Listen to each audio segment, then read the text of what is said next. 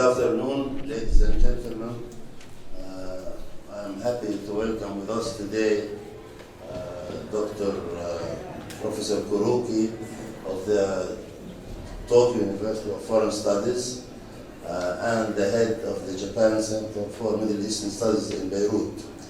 Professor Kuroki is a friend for some time, and he kindly also brought us a gift from Japan, Professor Suzuki, who will be lecturing on Najib Saleeby. Well, it took a Japanese to bring Najib Saleeby back to Lebanon. I will give the floor to Professor Kuroki to introduce Professor Suzuki, and then the lecture will follow. Thank you very much, Professor Abdulrahim Hussein. Well, it is my great honor and pleasure to have this co-sponsored lecture with Center for Arts and Humanities of American University of Beirut. I thank you all for materializing this meeting, and I welcome all of you here. Well, Japan Center for Middle Eastern Studies is an overseas research station for Research Institute for Languages and Cultures of Asia and Africa at Tokyo University of Foreign Studies, where I am working. It was established in 2006 and is located at Azariya Building in downtown Beirut. So when you pass by, please visit to our center. During the last 13 years, we have organized joint research meetings on the Middle Eastern cities and minorities in the Middle East. And also, we have had seminars for young researchers with commentators from Lebanon and neighboring countries. Many AUB professors have kindly cooperated with these projects. And in order to enhance our outreach, we have held public lectures on the relationships and interactions between Japan and the Middle East almost every year. On this occasion, we are happy to introduce Japanese academics research that fantastically links Lebanon, the United States, and the Philippines. The lecture will shed a new light on the life of Dr. Najib Saleeby, who devoted his life to the research, administration, and medical activities in the southern Philippines in the late 19th and the first half of the 20th centuries. Through this lecture, we will learn how the American colonial administration and policies in the Philippines were supported by a person with high ambition and integrity. And his trials and endeavors were based on his career as a Lebanese migrant. This will lead us to the consideration of trans-regional cultural exchange in a colonial space and its long-lasting influence on local societies. Dr. Nobutaka Suzuki, today's lecturer, teaches anthropology at the Faculty of Humanities and Social Sciences, University of Tsukuba, Japan. He is one of the leading Japanese scholars on the Philippine studies. Dr. Suzuki extensively conducted field and archival researches on the Philippines and has published many research articles on the American colonial policies in the Philippines, especially the southern main island of Mindanao. His publications include Upholding Filipino Nationhood, the debate over Mindanao in the Philippine legislature, the years 1907 to 13. The trajectories of colonial education in Muslim Filipinos under American rule, and Mindanao's agricultural colony project and Muslim integration in the colonial Philippines, 1913 to 20. Dr. Suzuki is now conducting a research project on the emergence of Philippine English language, Philippine English, and its transnational diffusion, supported by Japan's strategy for the promotion of science. So maybe all of you are waiting for his lecture, so let me give this mic to Professor Suzuki.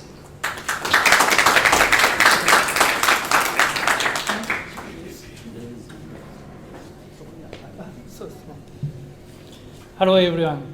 My name is Nobutaka Suzuki. I'm one of the teaching faculty of the University of Tsukuba. I've been working on the Mindanao or Philippine studies less than 30 years. I'm so grateful simply because I never thought I would have a chance to come to Beirut or Lebanon. As you, Professor Hussein said, Dr. Najib Saleeby brought me to his homeland. He gave me some mission to talk about his life. So I'm very thankful for this opportunity. Now today, I'd like to talk about, as you're aware, Dr. Najib Saleeby. He's one of the great educator, great historian, and great colonial advocate, dedicating himself to Philippines during the colonial period.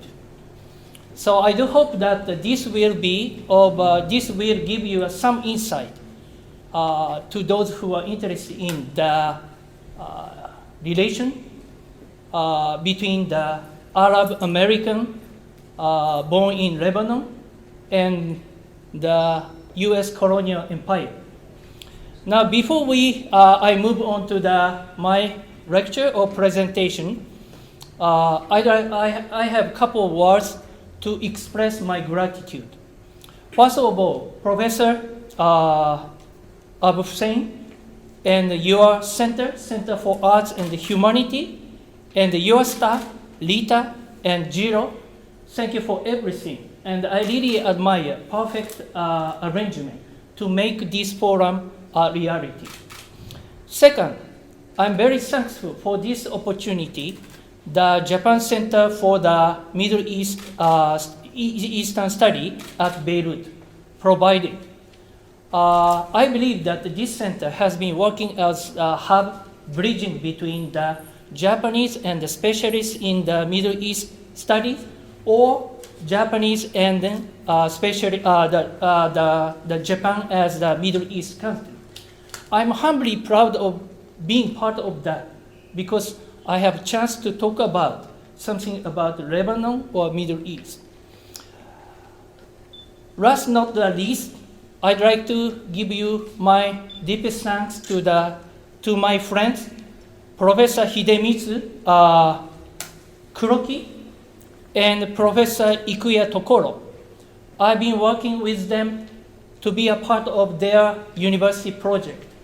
I have learned a lot of intellectual inspiration and encouragement from them. And luckily enough, I was able to have this chance to talk about Najib Saleeby. So thank you for everything. I really appreciate all your assistance and help you providing to make this forum a reality.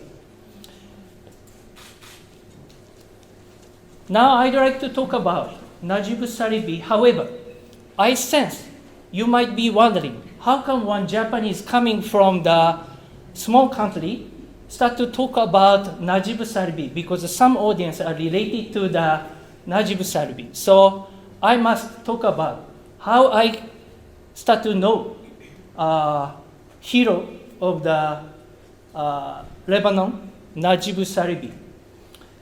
I was born in Nagoya. This is the third biggest city in Japan, located in between Osaka and Nagoya. Speaking of Nagoya, Nagoya is known as the gorgeous castle made by the samurai warrior classes during medieval times. And this used to be my playground when I was young because this is open to public. And I was brought and raised until the end of the high school. So I stayed in Nagoya 1983. I was from the typical middle class family.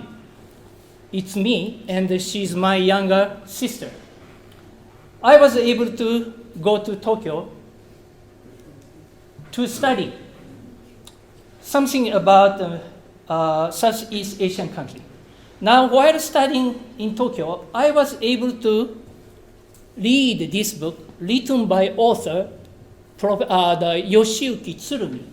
I'm afraid that, can you read the title of this book? Oh, thank you. This goes like this, Banana and the Japanese, you know.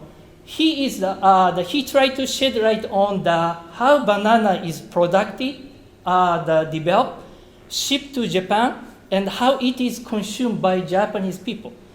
Because Japan has been known as the primary consumer of the banana grown in the Philippines. In a sense that they produce banana for the sake of Japanese to fill our stomach. And then I was personally able to talk to him when I was college student, and I was impressed. And I received a lot of intellectual inspiration, encouragement, saying that, Nobu, why not go to Philippines? Look at the Philippines more detail. Do not stay in Japan. Therefore, while I'm studying, I was able to go to University of the Philippines, Diliman for study abroad program, 1 year. This is a photo taken in front of my house, and then she's my landlord. She was so caring and then kind, and she considered me as the younger son. And I really enjoy staying with them, and then I start to think about what I can do for Philippines, or I start to think about my future career. After graduating the university in Tokyo, actually after study abroad, I returned to Tokyo and I completed. And I start to wonder whether I should find a job or pursue my career. I took rather to go to the Philippines, and then I became a master student of the University of the Philippines. The banana of Japanese told me, talking about the story, how banana was grown. Actually, banana was grown only Mindanao, this area, not in middle or upper, because it is away from the typhoon belt, you know. That's why I decided to stay these places to carry the intensive field research.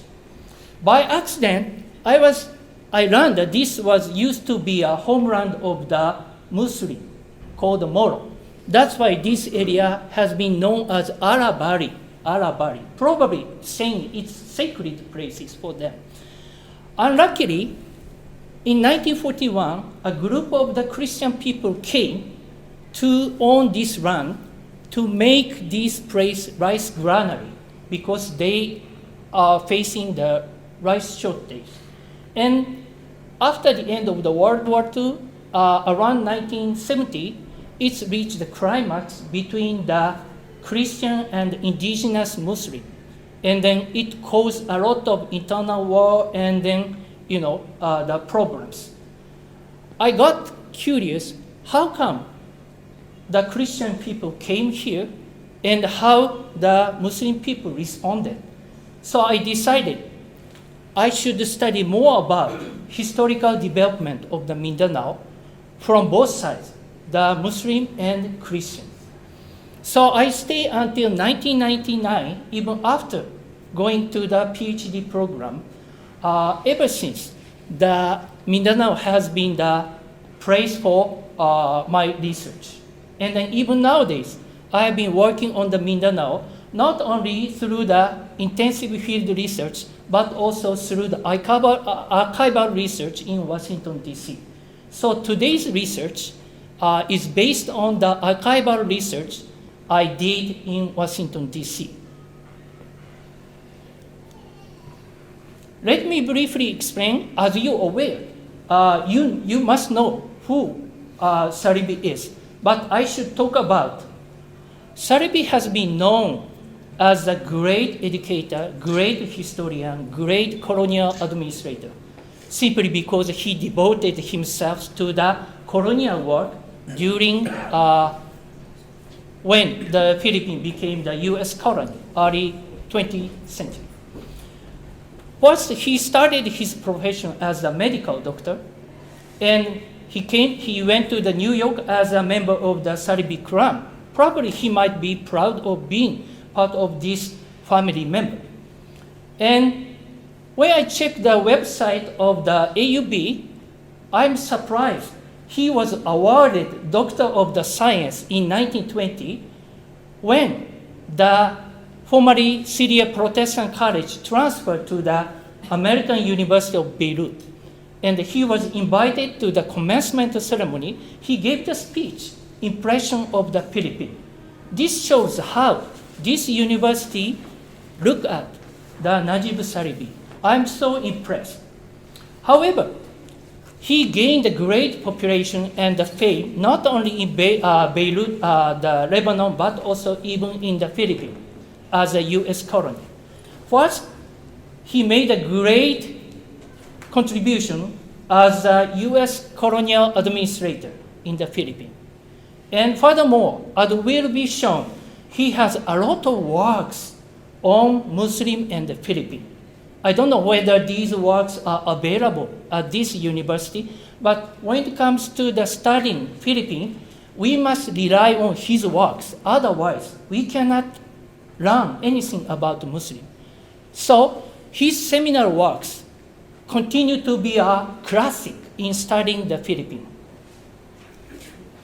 Now today, due to time constraint, I'd like to look at three major objectives. First, this presentation will aim at what major roles Najib Saleeby played in the Philippines when it became American colony. Second, I'm personally curious how Najib Saleeby attempt to achieve upward social mobility in the Philippines. Why not in US? Why not in Lebanon? And third, I'd like to evaluate the career of the Najib Saleeby as an Arab American diaspora in more transnational perspective. Taken together, I'd like to look at his role he played, how he achieved upward mobility, and evaluate the life of the Saleeby in more global transnational perspective. Now today's lecture or presentation includes the following agenda. First, let me talk about quickly look at the career, how his life was like, and followed by the family background. And then I would like to look at three major roles: historian, educator, colonial advocate. Not to mention, he started his career as a medical doctor. So I should talk about how his life was as a medical doctor. And luckily enough, before I came in here, the Professor Kuroki gave me the opportunity to talk about. So I went to some places where he is believed to die. And then I tried to look for some hospital. And luckily enough, I was able to locate the hospital he died. And that hospital gave me brief history in which I found his name. This is a first discovery. This talks about how he died. So I'm really excited about latter part of his life. I'd like to share new findings with you. And I'd like to draw the tentative conclusion to answer my objective. Now, let me begin with the Saleeby's career in Lebanon and the US before going to United States. He was born 1970 please let me know if my pronunciation is wrong. Souk El Galb. Yes. Okay, is that correct? Okay, Souk El Galb. He's Galb. He studied at the Syria Protestant College, and he graduated from the College of Arts and Sciences. At that time, the the school was university ed. It was he finished the Syria Protestant College. Now, before migrating United States, some literature said he continued to be a master student. According to that record, he wanted to be medical doctor here, but under the Ottoman Empire will not grant any license to be a medical doctor. So I wonder whether he wanted to become a medical doctor, and I'm not sure. But what he did is he decided to leave Lebanon to be a medical doctor, and he did it. So he went to New York 1896. A year after, it is typo. Sorry, it should be 1887. Sorry, this is a typo. Yeah, he successfully finished medical school. I can hardly believe that during this time, it takes only 1 year to finish to be a medical doctor. Probably he must have finished pre-med here, and then when he went to New York, he had only to finish the last what remains to be a medical doctor. Anyway, he was given the license to practice medicine, and after that, he decided to join the U.S. Army as a surgeon to go to Cuba and the Philippines. What is common for the Cuba and the Philippines? They are the U.S. colony. So he went to Cuba as a surgeon, and he went to the Philippines. Now, while serving in the Philippines, he received a call to be placed to the California. He disliked, and he decided to be discharged. He remained. And he remained in the Philippines until he died in 1935, which means he devoted latter part of his life to the Philippines. Not to Lebanon, not to United States, but to the Philippines. Now, please take a look at this figure. I was able to find the two figures listing the official names of the graduating from the Bellevue Hospital Medical College. In this year, this college have the totally 133 graduates, one of which is the Dr. Najib Saleeby. And what is interesting, I thought he must be only one from the Lebanon or Syria.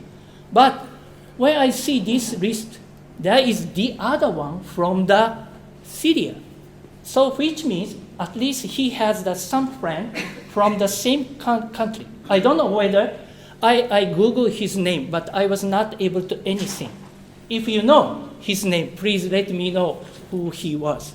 Anyway, out of 133, there were two Syria, the people from Syria graduating medical schools. Now, while serving the surgeon of U.S. Army, he was so interested in that dengue fever. That is the infectious disease. Actually, when we are in the Philippines, dengue fever is very influential, and he got curious in that the disease. Actually, it happened in his camp of the U.S. Army. So he voluntarily wrote a report on the dengue fever, submitted to this document. Actually, this is taken from his original paper. What is interesting is that he wrote the name of country, Syria. Probably he was identified himself as being from the city, and followed by his name. So this shows how he is committed to the welfare of the U.S. Army, or thinking about sanitation and public welfare. Now, before we moving on to the life of the Saleeby in the Philippines, let me look at the history of the Saleeby clan migrating abroad. I was able to get this book, A Brief History of the Saleeby clan and their branches. This is published in 1950. Luckily enough, I was able to get this one, and I analyzed. I tried to locate Saleeby's life in more social context, Saleeby's clan's overseas migration.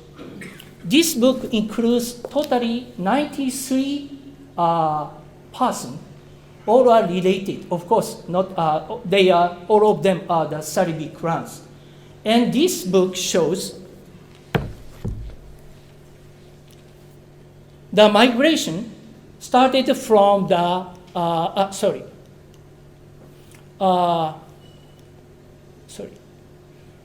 1970 is have the largest number of those who were born in 1970 has the largest number of the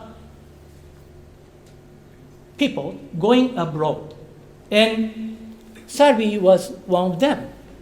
And then if we look at this one, after this, prior to younger generation, before 1970s, they seldom go abroad. And then I could say that Saleeby must be the one of the earliest person going abroad to cultivate new horizon or to succeed in their future. And out-migration, even among the Saleeby clan, has continued for such a long time. Now, for them, going to United States was one of the popular destinations. Look at the total number. Look at the total number of the persons who went abroad. Out of 93, more than half went abroad.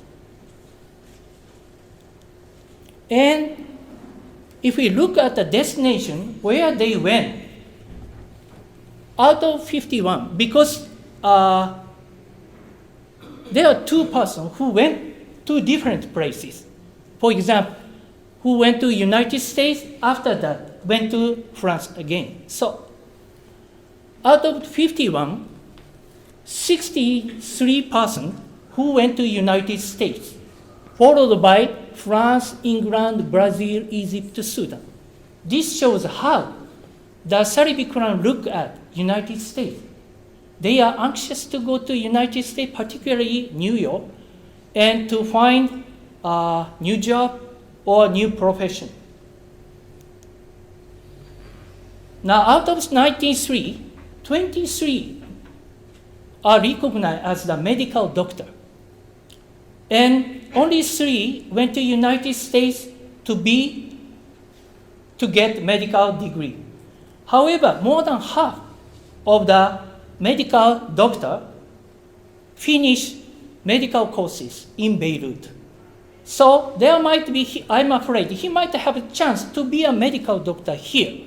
But for some reason, he decided to go to New York and to be licensed medical doctor.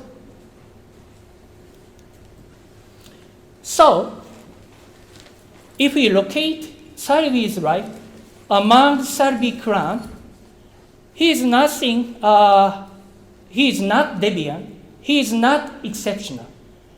He had the similar career path as others among the Saleeby clan. And he went to United States to practice medicine.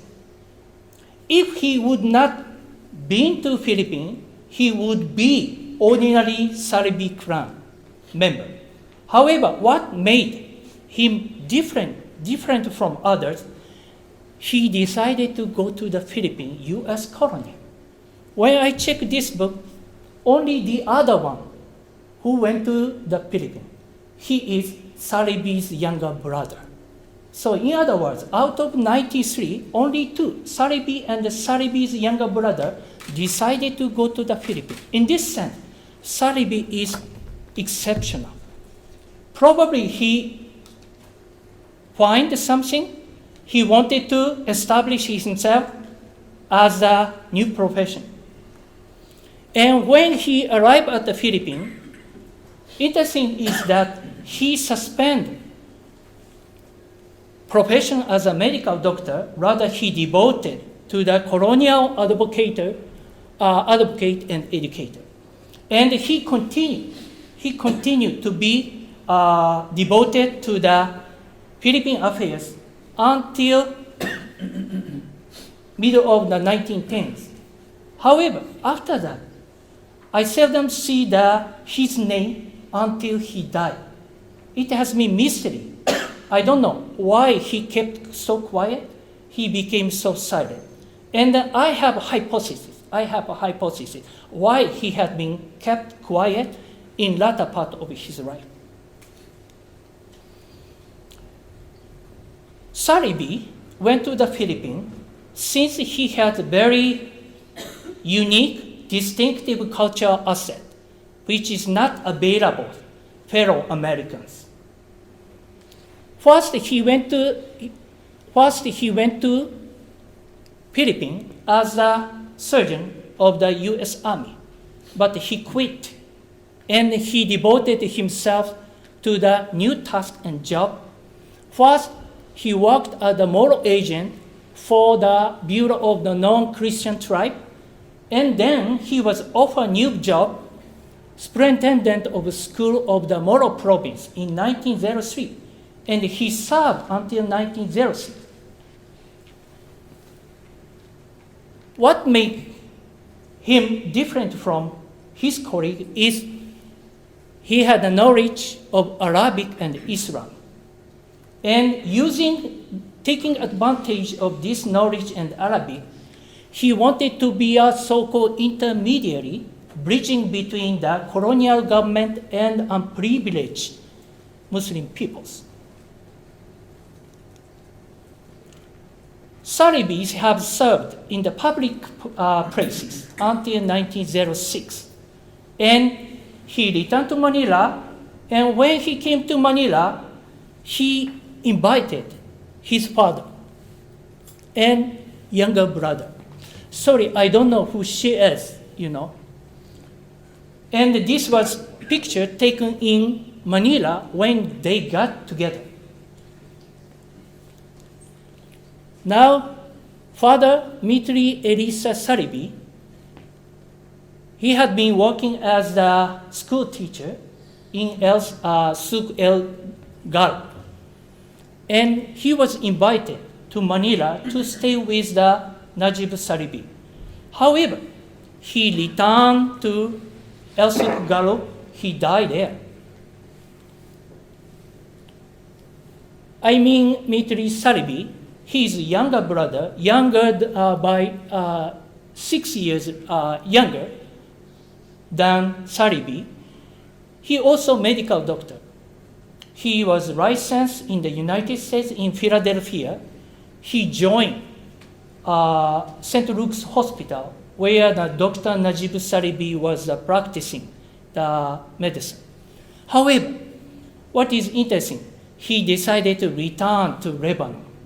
So Najib Saleeby, along with one of the brother, remained in the Philippines. He had the other brother called Murado Mitri Saleeby.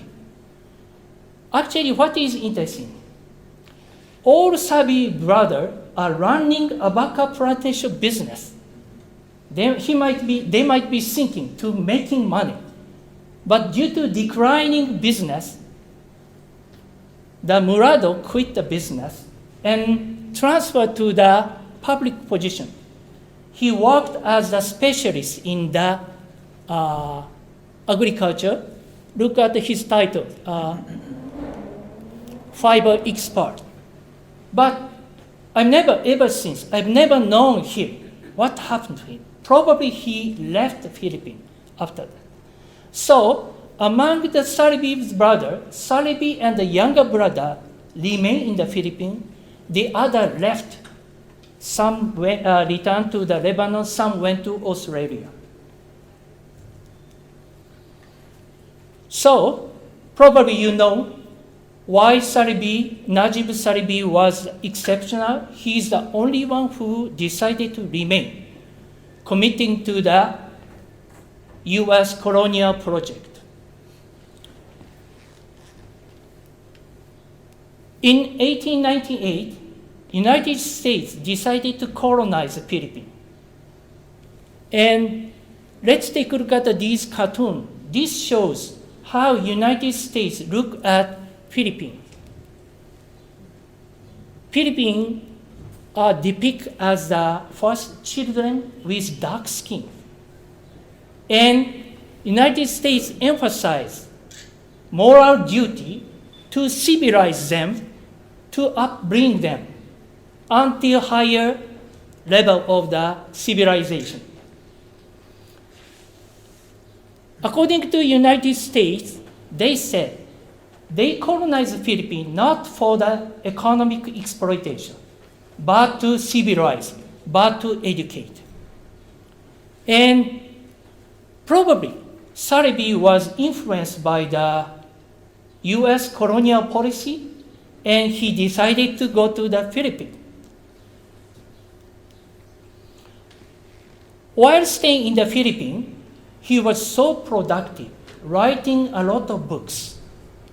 At least I know he has written at least 5 books, and all these are very indispensable, of great value in understanding the U.S. colonial policy. Particularly, was 2 books, Study in Moral History, Law and Religion, and the History of Sulu. They are considered to be a classical work in doing the research in the Philippines, especially on the Muslim. So, I try to classify his roles into 3 realms. First, historian; second, educator; and third, colonial advocate. So from now on, I'd like to look at each of his roles played by the Najib Saleeby. However, he has written a lot of different books dealing with the different topics in issue. What remained unchanged is that he wanted to intervene into colonial policy. He wanted to change or reshape the U.S. policy toward a good direction. So I believe for Saleeby, writing books is one of the serious intellectual attempt to change and reshape U.S. policy for moral. First, let's take a look at the Saleeby's roles as historian.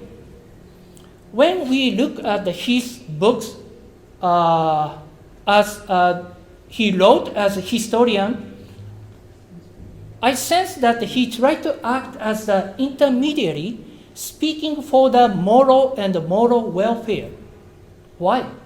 Because when United States colonized the Philippines, the United States government distinguished the Filipino people into 2 different type of the people, civilized and uncivilized.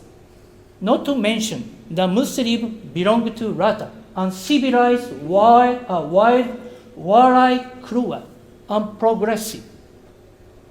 In contrast to the Christian, which was viewed as the civilized people.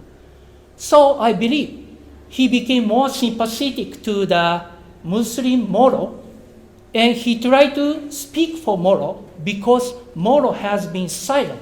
He has no word. He had no place to represent themselves. Now, to show the evidence, they are more advanced. They are not savage, as we imagine. He tried to find some manuscript called Luaran, which is equivalent to the law of Maguindanao. Maguindanao is the name of tribe highly populated in the Cotabato region. Now, this is taken from his book, and he gathered manuscript talking about Luaran, the law of Maguindanao, originally written by the Filipino Muslims. And what he tried to do is very, very interesting. he decided to translate all transcript into English. Can you imagine that early 20th century? Who could tackle this kind of job? There is no one except for Saleeby, because he had a knowledge of the Arabic. He knows what Islam means, though he is Christian. So he showed this one. I took the pages from his book, and he translated main body. According to him, main body include 85 chapters, all of them talking about Muslim law and legal systems. Now, what is unique, interesting, is that he paid attention at the margin. Actually, I myself, I never paid attention this kind of the marginal quotation. Since he had knowledge of the Arabic, he was able to read what it is written. And he eventually discovered the number of total Arabic margin reached 108, and he eventually discovered all these quotations are taken from the 4 Arabic books on law. And so both of them translated English, and he showed that Muslim law as evidence of their level or degree of the civilization. In this book, he's talking about Datu Mastura and the Judge Kari, because he became very close to this Muslim leader, Datu Mastura, because Luaran was in his possession. And he became very close to this Datu Mastura, and Najib Saleeby talking about how this legal system was applied to the specific cases through the intervention of the Judge Kari. So what he tried to do is not simple translation. He tried to talk about how this manuscript was made available and how this Judge Kari tried to intervene in the specific cases. So I believe these works made possible the combination with assistance of the Datu Mastura and the Judge Kari. He tried to combine his own interpretation and law of Maguindanao. Eventually, what he would like to emphasize is very simple message. Moro is not savage. Moro is not uncivilized. He emphasized the law called Luaran is selection from the old Arabic law. Second, they modify and they made new article which may not found in the original Arabic law, but which conform to their customs and common practice. And lastly, this Luaran, though it was the imposition of the Datu Mastura, this has been exercised and widely accepted all over Mindanao. And he continued, it was held sacred next to Quran. His message is very simple. They have solid legal systems. However, despite Saleeby's rigorous, intensive investigation to correct customary law, the decision made by the colonial government was totally opposite. Let me read. That they have no legal system of law, but that each tribe has a sort of unwritten code, absurd provision worthless.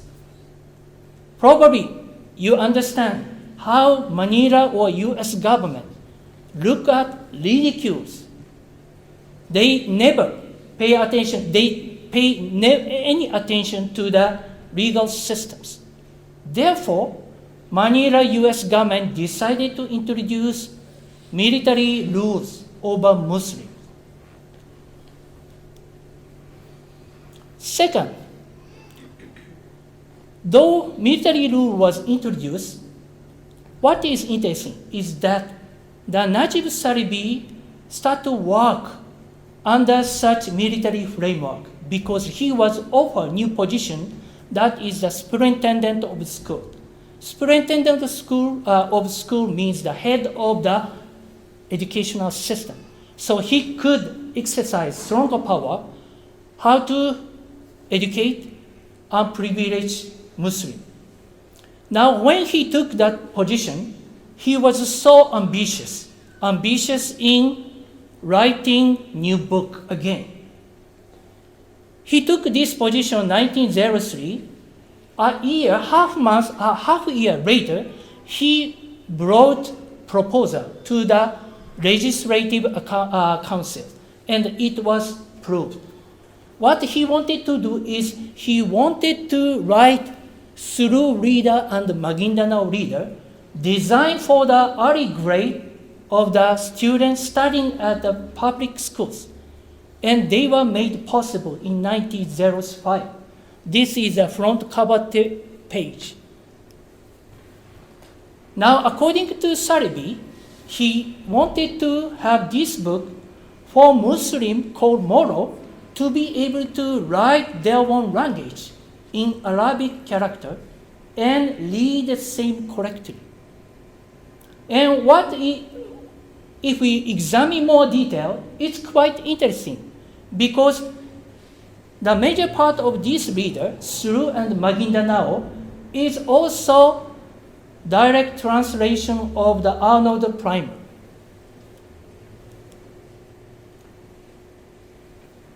He was not happy about traditional educational system. He was not attacking U.S. colonial education, but also he was hardly accept traditional system. He called it miseducation.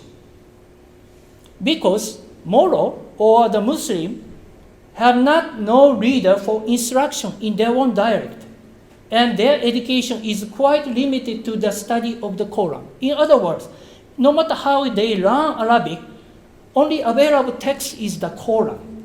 So Moro students begin with the study of the Arabic alphabet or script, and as soon as they are able to pronounce character, they take up Quran and proceed read it without understanding a single word. He can hardly accept this kind of the traditional teaching because such a course of instruction is so unsatisfactory. So he wanted to even change traditional educational system. And second, he wanted to change even U.S. colonial education.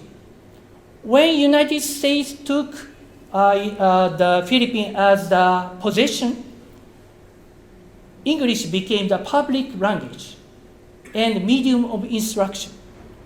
To this end, a lot of American young men and women, as shown this, came to the Philippines, deployed, assigned to the public schools. They start to teach ABC, A as apple, B as such and such, However, many Americans dislike to be praised the Muslim area because they are scared. So they had problems. No matter how they would like to educate, they have no one who would like to go there. So there is a compromise. They try to get local native educator. Some are get from the Malay and let them teach Arabic script. So use of the Arabic script was favorably accepted simply because for financial reasons. If they would like to retain American teacher, they must pay much. But with the salary of the pay for America, they could employ more than 10 or sometimes 20 local people. So Saleeby thought it is more efficient. So this law system was accepted. Now, what is very interesting, to be honest, I cannot understand the Arabic.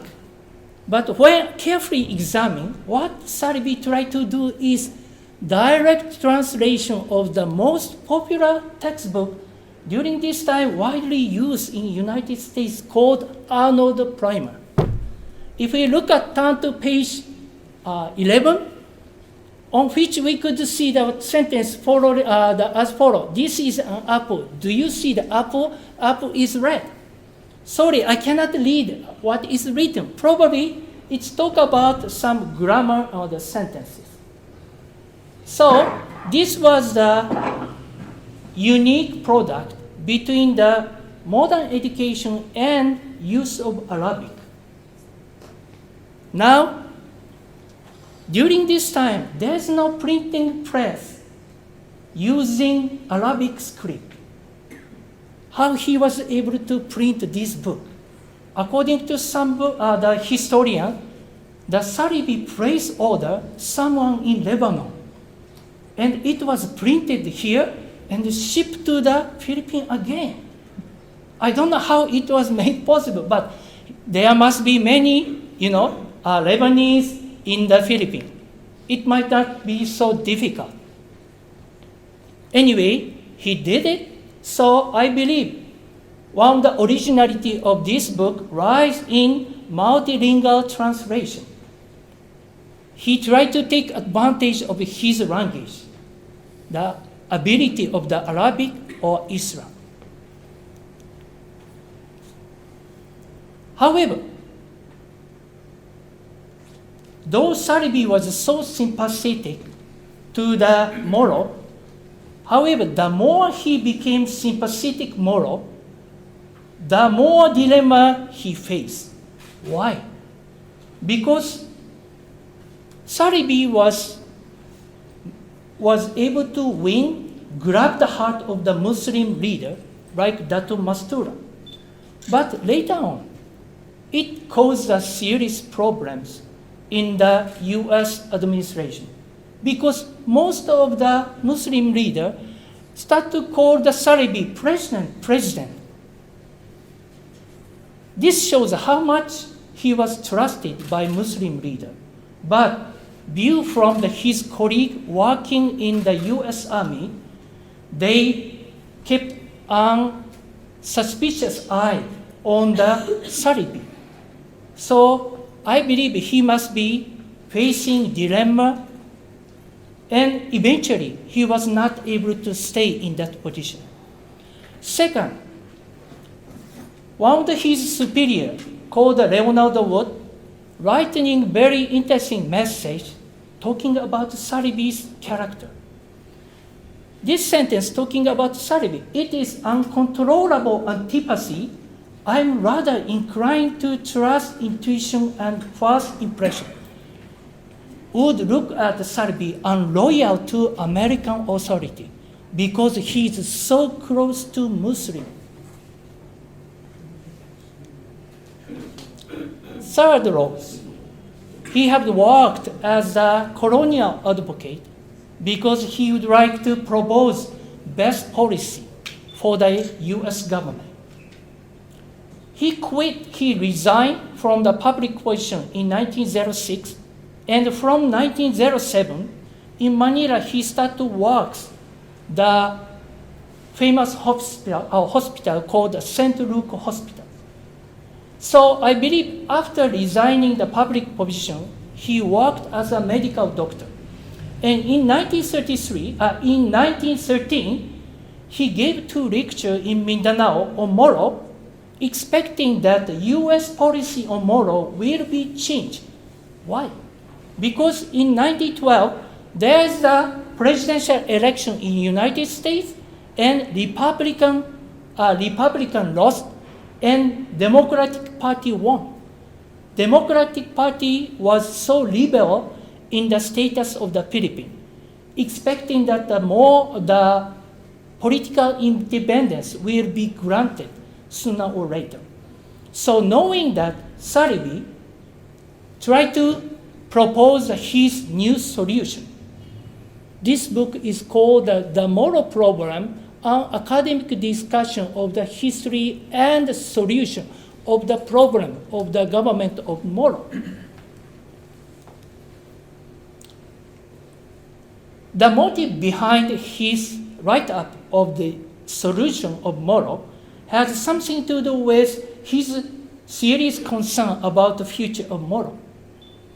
When in 1903, the US military government established the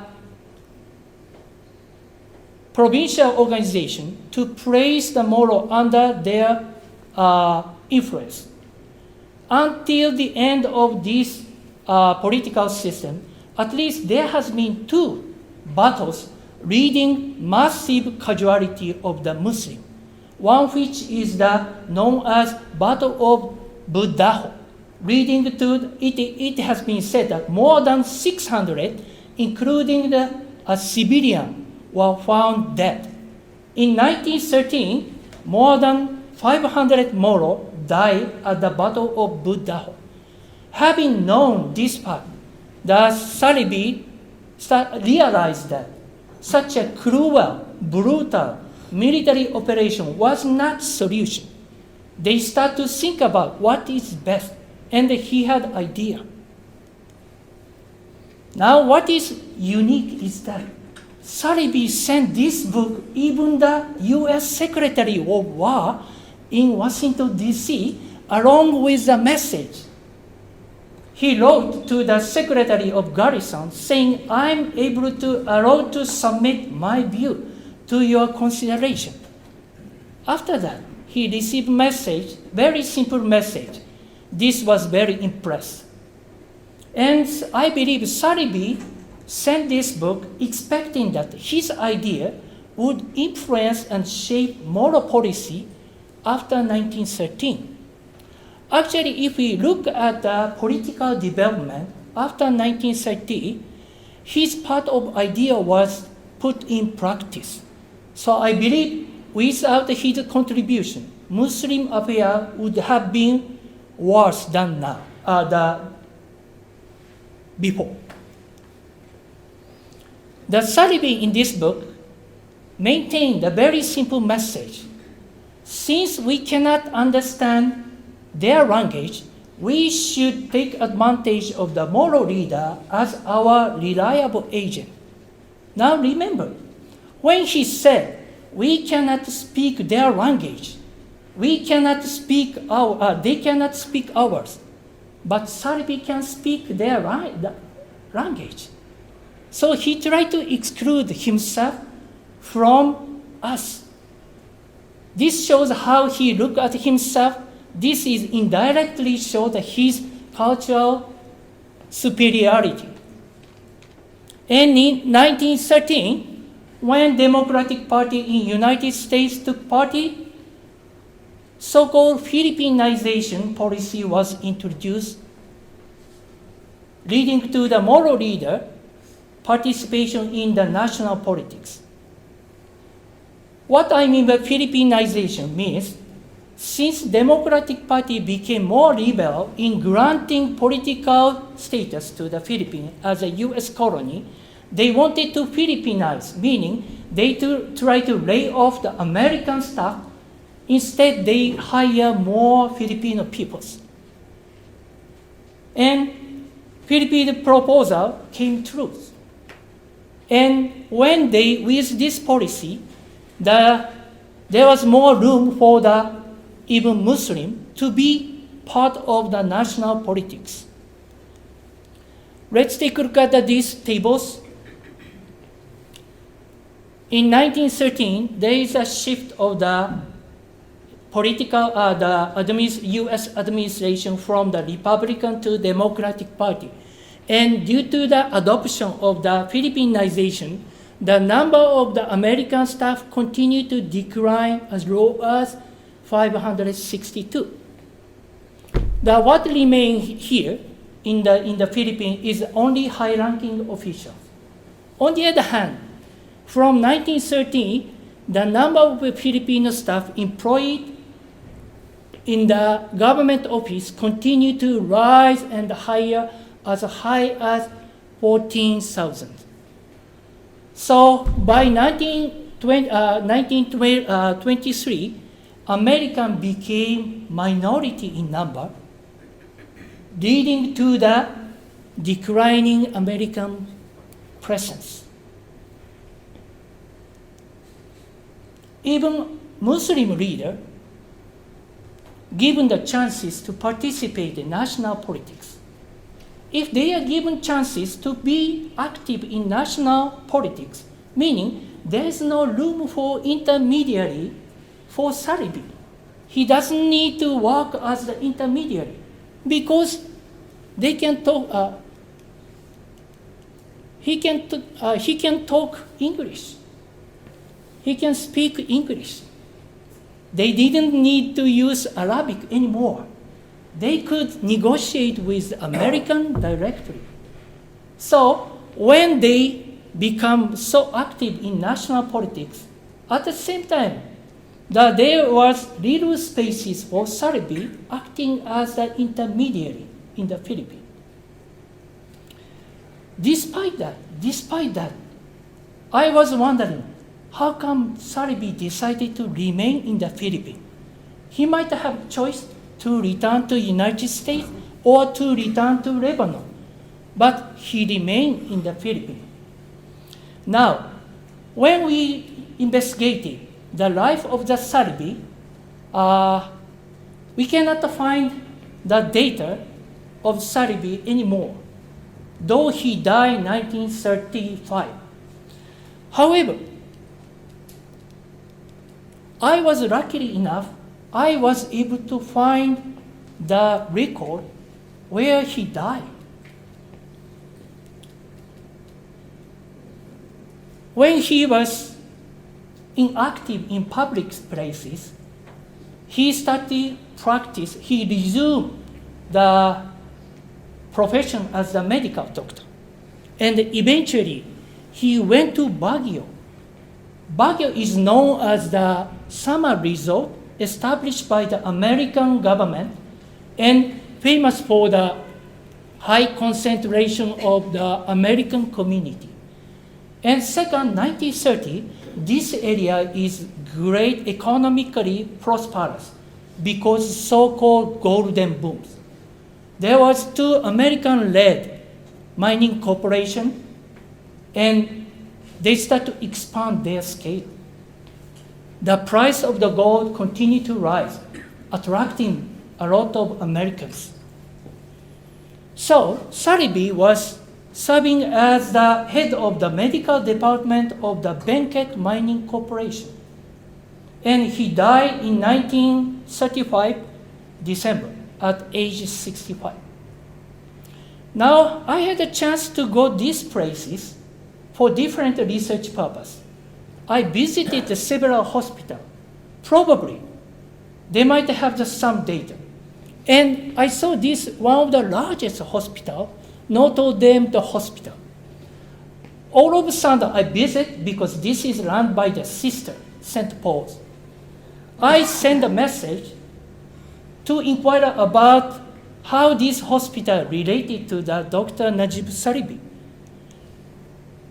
After half day, the staff who received my message send attachment. This is the brief history of this hospital.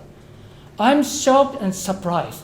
This hospital was established by the Najib Saleeby. This company, let me read. This company, being American-owned with about 100 American staff, had an American, Dr. Najib Saleeby, as the head of their medical department. He, Najib Saleeby, was the director of the biggest Protestant mission hospital in Manila, the St. Luke's Hospital. Dr. Najib Saleeby convinced the sister of the St. Paul to open up this hospital, which still then be used by the mine as their central hospital. While he was working as the Benket Mining Corporation, he personally visited the sister of the St. Paul because they had a rest house. They had a lot of the rest house for vacation. And he visited the sisters' congregation to transform that rest house into hospital. And the sister agreed. So it was made into the 3 stories building. So he the one who laid the foundation to make this rest house a hospital. And as of now, it is one of the largest hospitals. This hospital still remember what Dr. Najib Saleeby did. It's very amazing. It's amazing. Personally, to my knowledge, I've never heard he was committed to the construction of this hospital. So conclusion. So we have overview and analyze what he has done. I believe Saleeby's career was great success because of his ability as a medical doctor, but also because of his knowledge of Arabic and Islam, as I have already explained. With that weapon, like Arabic knowledge and Islam, he was able to contribute to Muslim affairs, great contribution to uphold welfare of the Muslim. However, if we look at Saleeby's life as a colonial advocate or colonial administrator, his intermediary role seems to be short-lived. Why? Due to declining demand of the Arabic and Islamic knowledge. It had gradually declined due to drastic changes of U.S. policy for the Philippines known as Philippinization. This partly could explain Saleeby's displacement from the public places. That's why he had been inactive after 1913, and he had been practicing medicine until he died. And probably he was not able to foresee what would happen if the status of the Philippines changed. That is the drastic change. The changes also even taking place within moral Muslim society. The even Muslim leader, they were used to be close. After gaining modern education under American influences, they didn't need to rely on an intermediary like Saleeby, because they could directly negotiate Filipino Christian, negotiate with America. Therefore, space for Saleeby is little and little. So, and the result is that he was forgotten as a colonial administrator, but he was so active as a medical doctor. It seems he could be only remembered in the field of academy as of now because of his seminal work. But at the 21st century, the Dr. Najib Saleeby received a re-evaluation even in the United States. In 2004, Embassy of the United States in Manila paid tribute to extraordinary individuals, one of whom was Dr. Najib Saleeby. To commemorate his dedication to the Philippines, the Embassy of the United States gave name Najib Saleeby Courtyard. The people, when this courtyard was named after Najib Saleeby, they get together, enjoying, have the party, commemorating dedication of the Dr. Najib Saleeby. Therefore, I believe his name not only remembered as the educator, historian, but also as a great Arab American born in Arab and dedicating his life to the Philippines. I wish his name could be remembered even in the Philippines. And we should not forget what he has done in Lebanon, in United States, and in the Philippines. I'm so happy to know about this news. And I believe Saleeby would be recognized as the symbol, as between United States and the Philippines.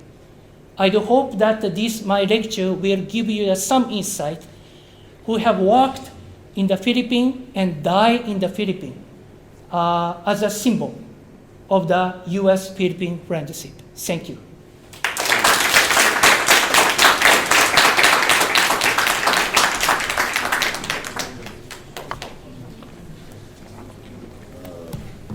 Thank you very much, Thank you. Professor Thank Suzuki, for a most inviting lecture on Saleeby. There is my late mentor, Professor Saleeby, used to tell me a story about Najib Saleeby, that he used to read the Quran for the Moros, and he actually acted as an imam as well. I don't know if that's true. I mean, did he act in such a religious capacity? I doubt. The floor is open for. He did help translate the Quran to the Moro tribe so that they could understand it. Yeah. And that was one of the things that he had done. I see.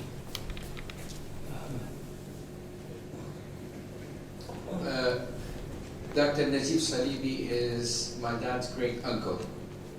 And we have heard a lot of the stories of what he did in the Philippines. And a lot of it came down through generation from my grandmother, who was his niece. We didn't know a lot of the details were missing. We still don't know a lot of the details of the things that he had achieved and he was able to achieve. Certainly, it's a great honor to have him and hear what he did and what he achieved. And one of the things that was always communicated is that he was able to translate to the Moro tribe in Tagalog what the Quran meant and how to understand the Arabic writing in the Quran. And that was one of the biggest achievements that he is remembered for by the Moro tribe. And yes, they did call him Imam, but he was not an Imam. But it's a great thing to hear that. And another story that really was celebrated by a Lebanese writer into a theater, Said Taïtib. He wrote about the story of Najib Saleeby and one of his brother having been killed here in Lebanon prior to them going to the Philippines. 10 years later, almost, the brother of the guy who killed his brother becomes ill. He has typhoid fever and develops a rupture in his guts. And the only way to treat him was through surgery. Dr. Najib Saleeby treated him, paid for his medication, took care of him until this guy recovered.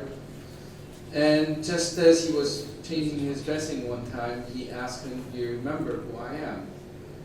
The guy was certainly afraid. Dr. Saleeby looks at him, "Yes, I know who you are, but you are a patient of mine, and I will take care of you. And you had nothing basically to do with what happened to my brother, but we forgive you." And that was one of the things that really was a very, just gave a glimpse of the character of this man, who truly was a great guy. Thank you very much. Yes. Just one clarification about the medical school at the Syrian. Medical School of the Manila. No, the Syrian Protestant College where he studied, and then he left. Because my grandfather was also, he graduated as a doctor during that time, the same period. First of all, the degree was not accepted by the Ottoman Empire. This is why he left. But my grandfather had to do the exam in Istanbul. That is, you had to learn Ottoman language and then present your exam in the Ottoman language in Istanbul. Otherwise, will not be allowed to practice. I see. So this is I see. This is the reason why he that was the case at the time. And the medical courses were given in Arabic by the missionaries who were here. Yeah. And then it went into English later on. But at the beginning, the professors, missionaries learned Arabic and taught medical science in Arabic. Thank you so much.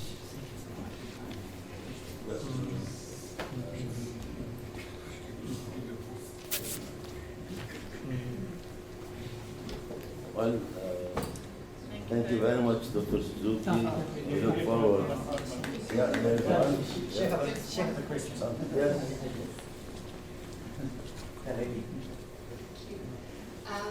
Do you get a sense that he learned more about Islam while he was in the Philippines? Or did he come with very scholarly knowledge already? Pardon? Did you get a sense that Najib Saleeby learned more about Islam while he was in the Philippines? Or did he come with an already advanced scholarly knowledge? Do you mean to say that when after coming to the Philippines, he learned more about Islam in the Philippines? Yes.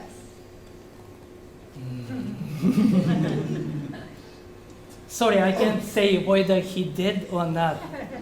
But he had some sufficient knowledge with it that he could impress the Muslim leaders.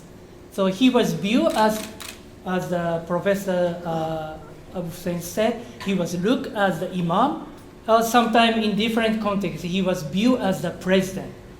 I think put together, it indirectly said that he had a very intellectual knowledge about religion and any other thing. I cannot say whether he learned something new from the Philippines. One of the problems we have had is that unlike other American administrators, so far we have not found his personal any collection and data. I'm afraid it was burned and lost because unluckily in that Baguio, it was invaded during wartime by Japanese military. And it might be bombed and then his document might be lost. As a matter of fact, he married to the Americans working as a nurse. He died in Baguio. So I would say that even the wife as a widow had lived in the Baguio. But during wartime, I think his document might be lost. So we would not be able to find new facts. Only we could see the only fragments facts found in some public documents. Sorry, hi. I'm Dr. Habib Badawi from the Lebanese University. Thank you. I think that the more people are Sunni Muslims, Shafi'iyin, they know Islam and they know Quran. But I want to ask you about the Japanese Empire history with the Moros. We know about the Asia for Asiatics. During World War II, Philippines and Mindanao was a part of the Japanese Empire. How about the relations between the Muslims and the Japanese authorities? Thank you. That's very interesting question and important. Sorry, I don't so much about the responses of the Muslim leader during wartime. You're right, even southern part of Mindanao was placed under the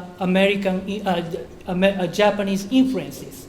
And then the Baguio, where the Murad Saleeby started his abaca plantation, initially populated the Japanese migrant.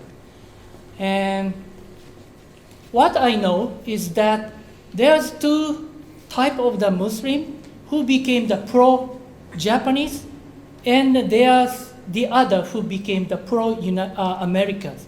Most of them become the guerrilla, attacking Japanese, but some established Muslim leader. Do you remember I showed the two Muslim leader the Judge. picture, the peon, they became very close to Japanese military. And then their descendants also continue to support the Japanese military. So I believe that whether they support or against Japanese, I believe had nothing to do with their religious ideology. What is more important, which is better for them, and then because Pyongyang continue to support the Japanese because by keeping good relationship with them, probably they could continue to retain their the position within the colonial spaces. So what I know it could say is that it has nothing to do with their political ideology. It all depends on which side could provide the better benefit, which could provide more advantage. Well, I think it has gone too long, the lecture and the questions and the answers. Thank you very much again, Dr. Suzuki. Thank you all for coming. And until the next lecture. Thank you. Thank you so much. Thank you for coming today.